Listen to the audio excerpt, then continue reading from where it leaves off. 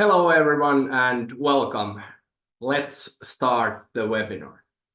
I am Valtteri and I will be your host for today's webinar. Today we are diving into practical views how cryptographic algorithms are used to build working protocols and systems. But first, let me introduce our company real quick for the new faces out there. So we, Xiphera, are a Finnish company founded in 2017. We design hardware-based security solutions using standardized cryptographic algorithms, and we offer implementation of those algorithms as intellectual property cores, or as we say, IP cores. Our product offering includes cryptographic algorithms and protocols, which we are going to cover today. Our offerings can be easily integrated into FPGAs, ASICs, and SoC designs. For more information, please browse our website at xiphera.com. Just a couple of practicalities. Please send any questions at any time using the Q&A box feature found in the Zoom. And for your information, this webinar is being recorded and it will be accessible later at our website along with the material and as a video and audio format. Please go check it out and see also the previous webinars from Cryptography Under the Hood series.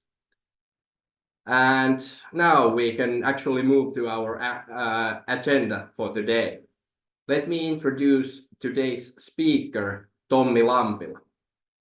Tommi Lampila is a cybersecurity professional with over 20 years of experience in industry roles, including product, sales, marketing, and delivery management roles. Tommi holds a master's degree in industrial engineering and works as a business development director here at Xiphera. Please go ahead, Tommi. Thank you, Valtteri, and welcome to everyone to our webinar today. Before we get started, let's take a quick look at the agenda of the topics we'll be discussing and covering. We'll take a look first at some of these security challenges and requirements that our partners and customers are looking to solve using the security protocols and implementing these in their products and devices. We'll take a look at the building blocks around designing the solutions, starting with the OSI model and taking a closer look at the AES GCM cipher, and then move on to the actual security protocols themselves that we'll be covering one by one, and then taking a look at a comparison of all three. Finally, we'll take a look at a couple of partner solutions that we've built together with some of our valued technology partners built around these protocol implementations. And then we'll finally be open to your questions and some discussion. So let's start with the security challenges. Our customers and partners are looking to solve the challenge of secure device communications with the implementation of security protocols to cover some typical security requirements posed on devices and hardware solutions today, ranging anywhere from the baseline requirements for data confidentiality, integrity, and authenticity, to mitigating the threat, the emerging threat of quantum computers with post-quantum cryptography. The number of devices connected to networks and communicating over networks keeps on growing, with IoT devices and solutions of various types connecting to all sorts of back-end services on the edge, in the cloud, and all the way to AI processing environments. And there's an obvious need to secure both the data that's being transferred in the networks and that's being processed and stored in these environments. Finally, there are emerging legislations and mandates posing requirements on hardware solutions and the security implementations within. For example, the Cyber Resilience Act in the European Union, that is a first of its kind IoT legislation in a way that it dictates actual requirements for implementing and managing security in hardware devices all the way through the life cycle of these solutions. Two different government mandates, for example, in the US on implementing post-quantum cryptography in critical infrastructures. So let's take a look at the framework within which these solutions are implemented. And we'll start with examining the open systems interconnectivity model, the OSI model, which takes a look at network communications layer by layer as a stack of layers and technologies on various different logical layers, ranging all the way from the application layer down to the physical layer. The physical layer consisting of the actual components that execute the communications, whether we're connecting by cables or wireless communications. The layers that we're particularly interested in today are the transport, network, and data link layer. Now, each of these layers interact with both the layer above and the layer beneath itself in the stack, and communicates with the corresponding logical layer on the other side of the communication. So we're looking at these three layers: layer 2 data link layer, layer 3 network layer, and layer 4 the transport layer, and the corresponding security protocol securing communication within each layer. MACsec on the data link layer, IPsec on the network or IP layer, and TLS on the transport layer. Then let's take a look at the building blocks from which these protocols are built from. Here we can see a representation of Xiphera's product portfolio. As you can see, we have a quite wide range of cryptographic implementations in the form of IP cores, ranging from traditional cryptography all the way to post-quantum cryptography and the protocol implementations. I won't be covering each and every one of these in any great detail. Instead, we'll be focusing on the security protocols, again, TLS, MACsec, and IPsec. Now, these protocols are pretty much built from the building blocks that are represented by the other cryptographic primitives in our product portfolio. But we'll be focusing specifically on a central one, that being the AES cipher, or actually the AES GCM cipher, that's used to encrypt the bulk data traffic within these protocols.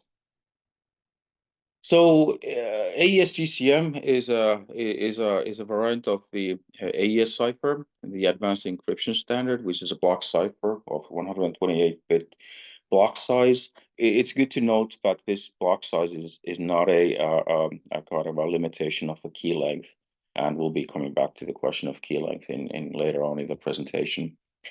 And this is specifically AES GCM, the Galois counter mode, which means that we are not only ensuring the confidentiality of the transmitted data, but also its authenticity and integrity.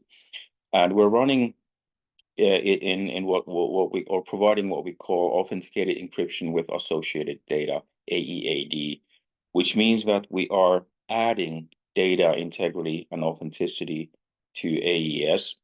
We're not just encrypting the payload data, but we're also authenticating the associated data, typically meaning for example, header information. And we do this by combining the AES counter mode, AES CTR, with the GMAC, the Galois message authentication code for integrity. And AES GCM is a very efficient way of ensuring confidentiality, integrity, and authenticity of the transmitted data with high performance and efficiency, being the reason that due to which it's pretty much a selected workhorse for ensuring the bulk data security in these protocols. I mentioned key length just a while ago. So while AES GCM supports key lengths of various size, we do recommend using a key length of at least 256-bit length for quantum resilience, meaning that we're also ensuring the security of the data against attacks by quantum computers down the road. AES GCM being a symmetric cipher, which also are under threat of quantum computers, but which we can secure just by ensuring a key length of sufficient size, that being 256 bits. So let's go and take a look at our implementation of AES GCM. We recently released a variant designed for extreme speed implementations of AES GCM.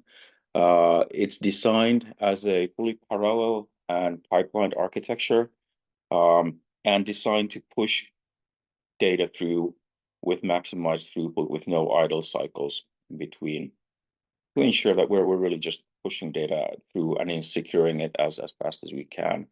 The implementation is also fixed latency, which means that it's easier to design into the surrounding solution and integrate it with the rest of the product design. And we use AES GCM as the engine for our implementations of the security protocol for TLS, IPsec, and MACsec as the default crypto engine. So let's go take a look at the security protocols themselves. Now there are three. We were covering three different protocols on the webinar today, and they're typically used for somewhat different applications. Now these are not in any way, these categories, set in stone or locked in. Depending on the use scenario of the end product, you may have choices of more than one protocol to base your implementation on. But some typical examples of what the various protocols are used for are, for example, in the case of MACsec, automotive backbone connectivity, securing the communications between the different automotive components, Open RAN architecture, securing Open RAN in environments in 5G networks, mission critical environments and industrial systems. IPsec has traditionally been widely used to secure virtual private networks, especially site-to-site VPNs or securing traffic between networks, fairly static environments. It can be offered, for example, in the form of FPGA-based smart NIC cards. And TLS is a protocol that I know everyone has encounters and uses on a daily basis in various forms. It's really all over the place. In the scope of hardware solutions, we typically see it, for example, to secure remote management and configuration interfaces, system of systems communication with a lot of elements communicating with each other in fairly complex environments, securing test and measurement device connectivity or network storage traffic, for example, over iSCSI. So let's start looking at the protocols then, and we're starting from the bottom layer, that being layer 2, the data link layer, and MACsec protocol. MACsec standing for Medium Access Control Security. MACsec is, out of the bunch, is a relatively young protocol. The latest standard version is from 2018, and it's designed for securing Ethernet port-to-port traffic with AES GCM, providing confidentiality with the AES counter mode and integrity with the GMAC message authentication code. It is designed for port-to-port traffic, and multi-hop scenarios can be implemented by supporting certain extensions to the protocol. Now, the protocol standard itself supports both 128-bit and 256-bit keys, but for the previously mentioned reason, quantum resilience, we do nowadays recommend the 256-bit keys are used. Key management is not defined in the MACsec protocol itself, but rather it's defined as a companion protocol in the IEEE 802.1x standard, a separate standard in itself. So let's take a look at our implementation of MACsec. Together with the Extreme Speed AES GCM IP, we released a MACsec variant supporting extreme speeds up to 100 gigabits per second. So we have several different flavors of MACsec IP available, depending on whether you are optimizing your solution for area conservation and footprint, or for maximizing performance and throughput. So it depends. You need to take a look at the requirements for the solution and then optimize the best fit for that.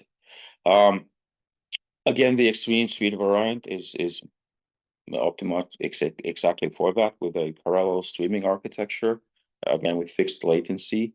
It's a full duplex implementation, so the send and receive paths are completely independent of each other. And again, we do not execute any idle cycles, regardless of the packet sizes being transmitted.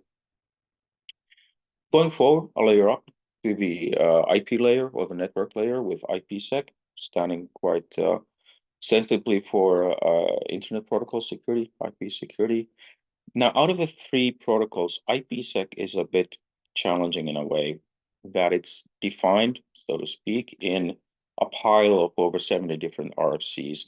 It's been around for over 2 decades. I actually started my career in cybersecurity as a product manager for an IPsec client back in the day. The time really does fly, but it really the when we're starting to build an IPsec implementation, you really need to start looking at your requirements and putting together the specification of your preferred or required implementation of the IPsec standards. IPsec supports multiple algorithms for both key exchange and securing the bulk data traffic.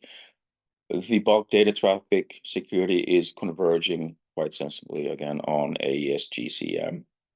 Now, key negotiation is actually performed by the IKE protocol, being at version 2 nowadays. It's typically implemented in software to accompany the hardware implementation of IPsec. So the complete solution typically involves both realms, the hardware and software side of things. Looking at our IPsec core, our IPsec implementation was actually released yesterday, so it's the latest addition to our product portfolio and something that we're quite proud of. Again, it's designed for scalability and performance from the ground up. It's suited for implementations of anywhere between 10 to 200 gigabits per second on high-end FPGAs. And it implements the IPsec ESP, encapsulating security payload protocol, frame processing. And again, we've chosen AES 256-bit GCM as the engine for our IPsec implementation. It provides a streaming interface for the pushing through the payload data, and also side channel signaling for setting the ESP frame parameters. Again, both the transmit and the receive paths are independent of each other, so we can optimize for whichever scenario your particular solution requires. Going forward to our final member of our protocol family, TLS on layer 4, the transport layer, quite sensibly named Transport Layer Security, or TLS. And this is the protocol that I know everyone is mostly familiar with, and whether aware of it or not, uses it on a daily basis to run your business tasks, your personal digital life on the internet in a secure manner. It's up to version 1.3 now. The latest version is defined in the IETF RFC 8446. That's the core RFC of the main core RFC that does refer to some other RFCs, but the standard structure of TLS is a whole lot clearer and better defined than with IPsec. It's more straightforward to approach as a standard, for good reason. It's everywhere on the internet, and it's to offer the interoperability and compatibility that you need when you're connecting to different kinds of servers with different browser versions and operating systems and all that. So it really needs to be the most compatible and easy to interoperate protocol out there. It actually consists of two different protocols: the handshake protocol for establishing the session, and then the record protocol for executing the bulk communication securely.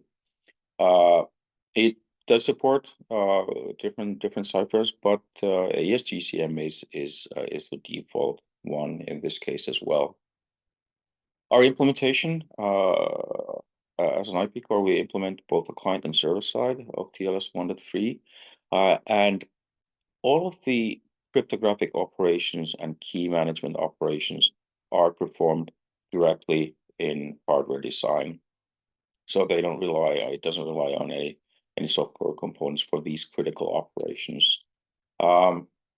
It's very optimized for low footprint, so it's an ideal choice for high volume devices and solutions. As an example, if we need to only implement the client side on a device, we can squeeze it down to 10 kilowatts in an implementation. So it really fits into small areas for cost-effective solutions. So let's compare the three different protocols to kind of give you an overall look at how they differ from each other. So out of the three, MACsec is an IEEE standard, while IPsec and TLS are based on IETF RFCs. IPsec being the kind of the most challenging one in the way that it's really consists on a large number of optional RFCs that partially complement each other. Key management in IPsec is defined in let's start with MACsec. Key management in MACsec is defined in a separate standard, 802.1x.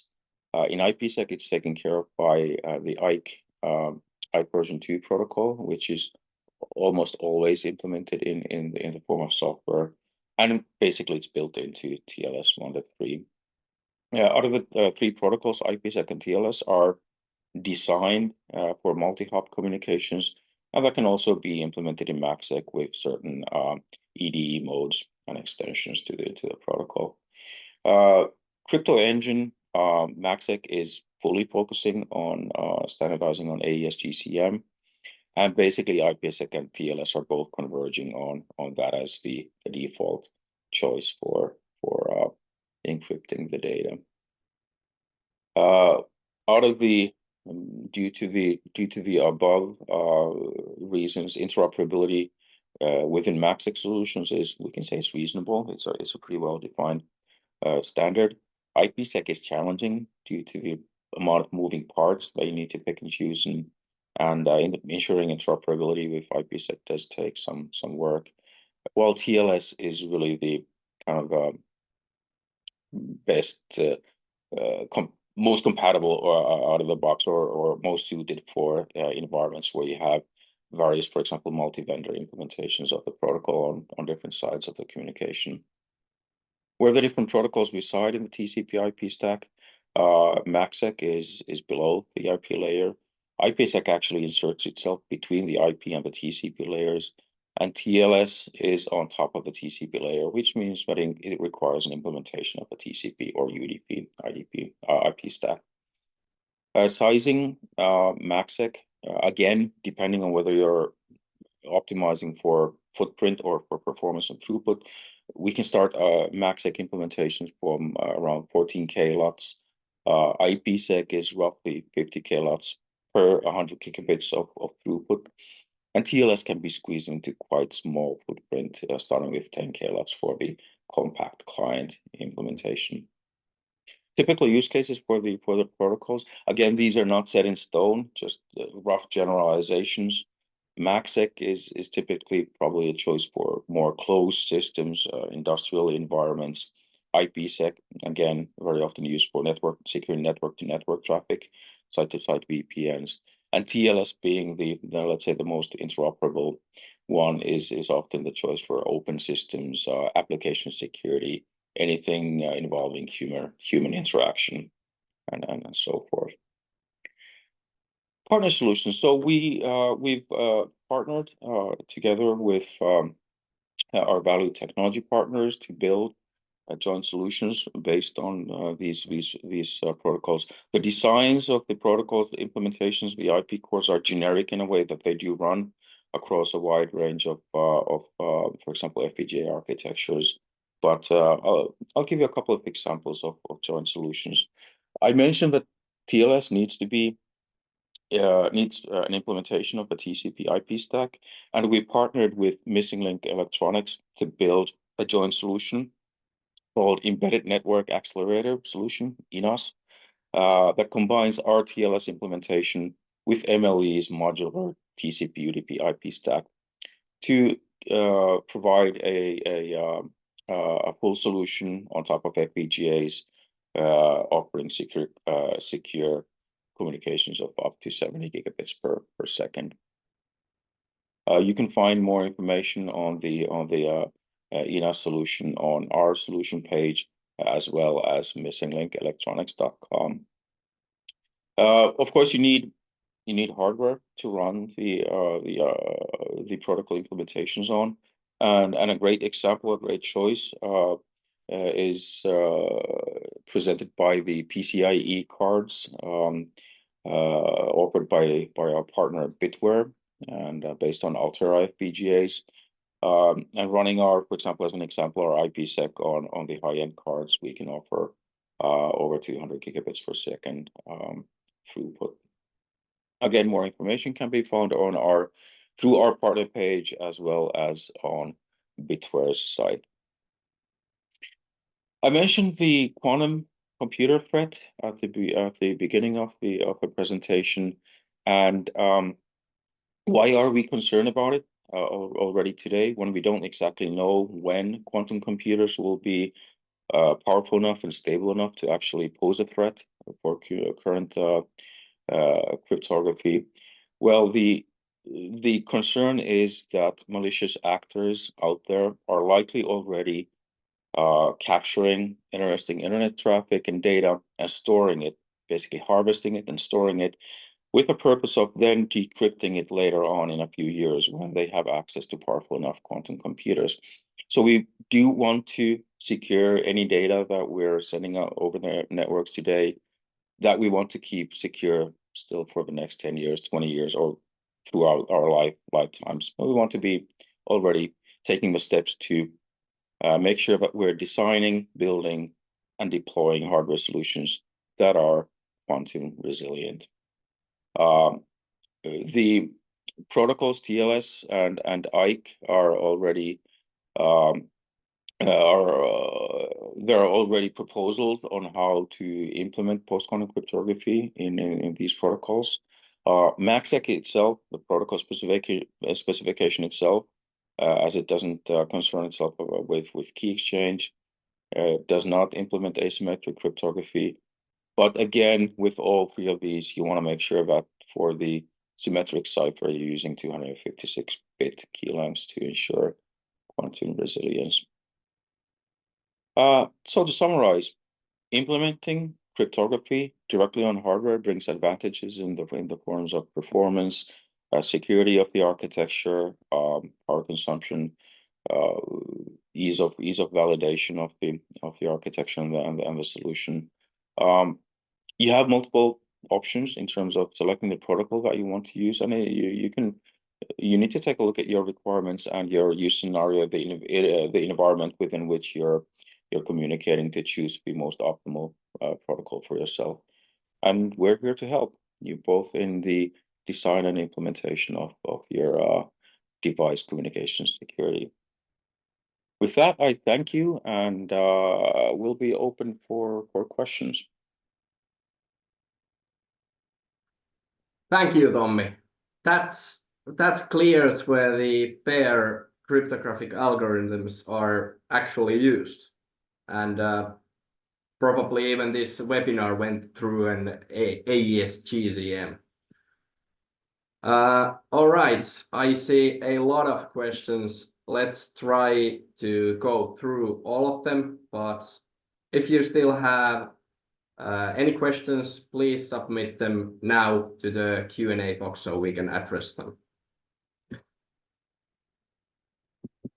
All right, so let's go through the questions. The first one concerns the IPsec solution. So does our IPsec solution support any other encryption algorithms in addition to AES-GCM? Okay, so IPsec originally supported a kind of wide range of different symmetric ciphers. Still does. Not every one of them are recommended anymore, more to be used. But there are options to AES-GCM, for example, SHA-SHA-20, Poly 1305, AES CBC mode. Our first release and implementation of IPsec supports and is optimized for ACS-GCM. That's what we recommend. If some other ciphers are needed, for example, for purposes of interoperability, they can be implemented in the protocol. That's something we can certainly discuss as for example, as a customer specific implementation. Like I said, IPsec has a lot of moving parts and ways of putting these together, and we're here to help our customers in choosing the most optimal design and building it. We have existing implementations of SHA-SHA-20 and AES-CBC, so it's a matter of bolting them into the IPsec implementation. Yeah, thank you. And let's stay on the IPsec topic for now. Do we support both client and server side IPsec? You can implement both client and server, or both sides of the IPsec communication with our implementation. That's perfectly possible. Yeah. All right. How about the actual real world implementations? We talked a lot about FPGAs on this webinar. What other possibilities are there? So you can implement the protocols in our IP on both FPGA and ASIC circuits, depending on the your solution architecture, and there are benefits to using FPGAs. The most obvious being that you're able to, if necessary, you're able to reprogram it. So FPGAs, for example, offer what we call crypto agility. For example, in the case of post-quantum cryptography, which is still being defined as a standard or a set of standards, if something changes in the recommended implementation, we can still update that part of the protocol implementation on FPGAs. So that's one benefit of FPGAs. But like I mentioned, we also support implementations on ASIC circuits as well. Yeah, that's true. That's true. Are all of the solutions full duplex? So do they need to have the same throughput in both receive and transmit channels? Yes, they are. All of these protocols are implemented in full duplex implementations, and the transmit and receive channels don't necessarily need to have the same throughput, so that can be asymmetric in a way, depending on your use scenario. Yeah, great. So what others we have here? We have a question that do you need all of the protocols at the same time, or can you even mix and match between the protocols? Yeah, you don't necessarily need all the protocols at the at the same time, but they can be used at the same time in the same environment. For kind of a typical use scenario might be that you're using IPsec to secure site-to-site VPN traffic. And then at the same time, you're tunneling a TLS connection for a client-server application traffic within that IPsec tunnel. So you're basically securing the traffic end-to-end client-to-server with TLS, even when you're tunneling it through IPsec. So they can be used at the same time, but you don't necessarily need to implement all three of them for every scenario. Yeah. So you mentioned that, of course, you talked about TLS. So you specifically talked about TLS 1.3.